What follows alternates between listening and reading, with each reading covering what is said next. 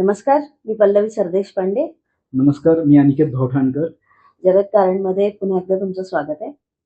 अनिकेत, पेट्रोलची खूपच टंचाई आहे. मग मी विचार केला की हा जो प्रॉब्लेम आहे हा आपण once and for all solve करूया. ऍटलीस्ट माझ्या पुरता तरी सॉल्व्ह होईल. म्हणून म्हटलं की आपण ईव्ही टू व्हीलर घेऊ. पण त्याची पण टंचाई आहे, म्हणजे वेटिंग आहे रे खूप. आणि मोबाईल फोन घ्यावा तर त्याच्या किमती वाढलेल्या आहेत. मग म्हणजे मला कळे ना की एकामागे एक अशा गोष्टींचा तुटवडा का होतोय. या इलेक्ट्रॉनिक्स आणि ईव्ही गाड्या याचा आणि युद्धाचा काही संबंध आहे का? हो, आहे ना. युद्धाचा तर पश्चिम आशियातल्या युद्ध किंवा युक्रेन आणि रशियातलं युद्ध त्यांचा संबंध निश्चितच आहे डिमांड अँड सप्लायमध्ये. पण अजून एक वेगळ्या प्रकारचं युद्ध या ठिकाणी चालू आहे आणि ते आहे सप्लाय चेनचं युद्ध, ज्यामध्ये एआय डेटा सेंटर्स आणि रेअर अर्थ मटेरियल्स यांच्या गोष्टी अत्यंत महत्वाच्या आहेत. आणि वर्गणी तुला वाटत असेल की हे वेगवेगळं आहे, पण तेच आजचं आधुनिक तंत्रज्ञानाचं समुद्र मंथन आहे असं म्हणावं लागेल. ओ वाव, इंटरेस्टिंग. समुद्र मंथन. पण या मंथनातून तर अनेक गोष्टी येतील. पण मला आता प्रश्न तू असं म्हणल्यानंतर पडलाय की अमृत कोणतं येणार यातनं, आणि त्यात ह्या चिप्स आणि ह्या रेअर अर्थ मटेरियल ह्यांचं नेमकं काय काम असेल, काय रोल आहे त्यांचा? यातून येणारं अमृत म्हणजे जी आपलं जे जग चालतंय आज किंवा उद्या पण जे तंत्रज्ञान आधारित जग आहे त्याच्यावरचं नियंत्रण, ती जी सत्ता आहे ते अमृत आहे. आणि यातले चिप्स जे आहेत ते त्याचं या सगळ्या सिस्टीमचं मेंदू आहे. आणि मसल्स किंवा इतर बॉडी पार्ट्स म्हणलं तर रेअर अर्थ मटेरियल्स आहेत. त्यामुळे त्या दोन गोष्टी तितक्याच महत्वाच्या आहेत. पण ह्या रेअर अर्थ मटेरियल्स म्हणजे या दुर्मिळ खनिजांचा नेमका काय उपयोग काय होतोय? म्हणजे तू जसं लॅपटॉप, मोबाईल, ईव्ही गाडी हे म्हणालीस, त्याच्या बॅटरीज वगैरे मध्ये तर त्याचं इन्व्हॉल्वमेंट आहेच आहे. ते सोडून मोठमोठे क्षेपणास्त्र, लढाऊ विमानं याच्यासाठी देखील सोलार पॅनल्स, त्याच्यासाठी पण रेअर अर्थ मटेरियलचा उपयोग आहे. आणि एआय डेटा सेंटर्सचं पण त्यात कॉन्ट्रीब्युशन आहेच ना. बर. तू हे म्हणतोय समुद्र मंथन, तर त्यावेळी मला आठवते ती गोष्ट स्पष्टपणे. तसं या समुद्र मंथनात नेमकं आजच्या जगातलं कोण कोण कसा कसा रोल प्ले करतंय? हा, तर त्यावेळी जो समुद्र होता त्या समुद्राचा रोल म्हणजे आजची जागतिक तंत्रज्ञान व्यवस्था जी आहे ती, आणि जी कारखाने आहेत, खाणी आहेत, आणि एकूण एक सप्लाय चेन जी आहे तो म्हणजे त्यावेळेसचा मंदार पर्वत आहे. आणि म्हणजे ती घुसळायची रवी असं म्हणलं तर हरकत नाही आपल्याला. पण ती एकट्याला कोणालाही फिरवता येत नाही. त्यामुळे कोणीतरी वासुकी तर निश्चितच लागेल. मग हा वासुकी म्हणजे घुसळायची दोरी नेमकी कोण?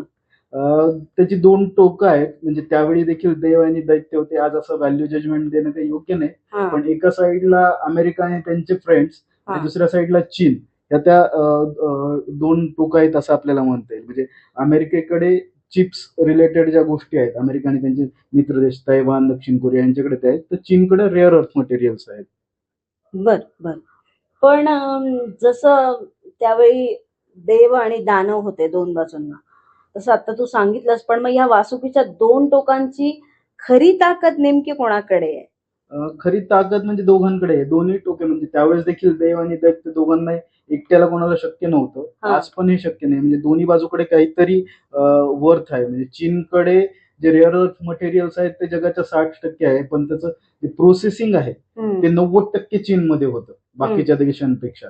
आणि मी युएस कडे जसं म्हणलं तसं चिप्स आहेत, म्हणजे जगाचा मेंदू त्यांच्याकडे आहे. त्यामुळे दोन्ही बाजूंकडे आपापली ताकद आहे, ते दोघे एकमेकांवर अवलंबून आहेत. म्हणजे प्रत्येकाची दुखरी नस एकमेकांच्या हातात आहे, किंवा गळाच आपण म्हणूया असं आहे, प्रत्येकाचा एकमेकांच्या हातात आहे असं म्हणायला हरकत नाही. बरोबर आहे. आणि असं आहे की त्याच्यामुळे चीन जो आहे तो खनिज थांबवतो. म्हणजे त्यांनी एप्रिल 2025 मध्ये ते केलं आणि त्याच्यामुळे ती पुरवठा साखळी थांबली. आणि युएस देखील ते चिप्स वगैरे थांबवून दुसरी बाजू वाढू शकतो. म्हणजे दोघांचंही परस्पर अवलंबन आहेच. बरोबर. पण हे ऐकून मला जरा असं काळजी वाटायला लागली आणखी. कारण जसं त्यावेळी हलाहल बाहेर आलं होतं, तर यावेळी कोणतं हलाहल बाहेर येणार? आता समुद्र मंथनातून फक्त अमृतच येत नाही, हलाहल देखील येतं. आणि यावेळेस ते दोन प्रकारचं हलाहल आहे. एक म्हणजे डिपेंडन्स जो आपला आहे सर्वांचाच, मग तो चीनवर असेल किंवा अमेरिकेवर असेल त्यांच्या पुरवठा साखळीवर टोटल. आणि दुसरं आहे पर्यावरण रिलेटेड, म्हणजे यातून जे विष बाहेर पडते ते पर्यावरणाला अफेक्ट करणार आहे आणि त्याचं नुकसान फार मोठ्या प्रमाणात होऊ शकतं. परत हा प्रश्न की हे जे विष आहे किंवा हलाहल आहे त्यावेळी शंकराने ग्रहण केलं होतं, पण बरोबर. आजच्या जगात हे विष कोण पितंय? नेमकं कोणाला याचा त्रास होणार आहे?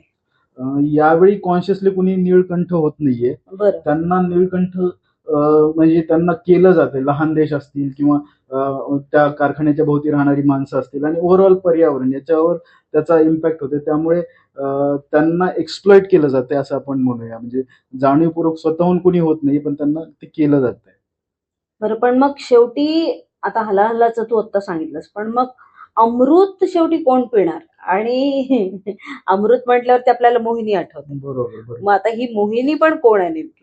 मोहिनी म्हणलं तर जगाची रूल बेस्ड ऑर्डर जी आहे बरं. ती मोहिनी असं म्हणावं लागेल. आणि पुराणात देखील ही मोहिनी देवाकडे झुकलेली होती काही प्रमाणात. आज पण ती एका बाजूला म्हणजे पाश्चिमात्य जगाकडे थोडीशी झुकलेली झुकलेली आहे. आहे.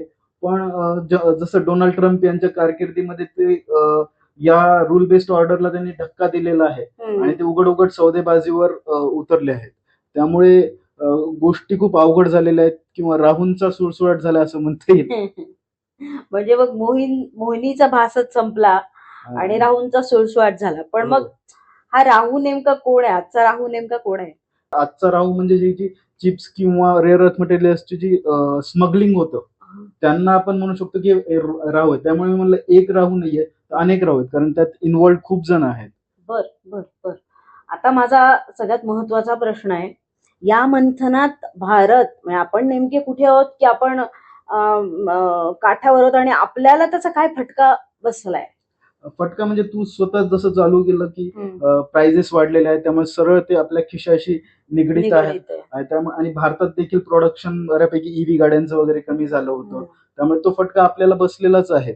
आणि आपण जर कुठे आहोत असं म्हणलं तर आपल्याकडे सध्या काही प्रमाणात तो समुद्राचा काही भाग आहे, म्हणजे खनिज वगैरे आहेत, पण ती प्रोसेस करण्याची ताकद आपल्याकडे नाही, जी की चीनकडे आहे. आणि त्यासाठी भारताने बाहेरील देश म्हणजे ब्राझील असेल, अर्जेंटिना असेल किंवा कॅनडा असेल यांच्याशी कोऑर्डिनेट करायला सुरू केलेलं आहे. आणि भारतातले जे खनिज आहेत त्याची प्रोसेसिंग करण्यासाठी काही प्रायव्हेट कंपनीज देखील त्यात उतरलेल्या आहेत.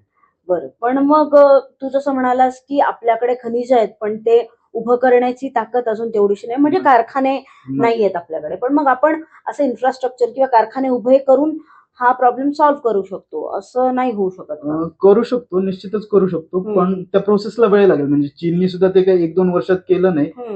त्यांना देखील अनेक दशकं जावी लागली.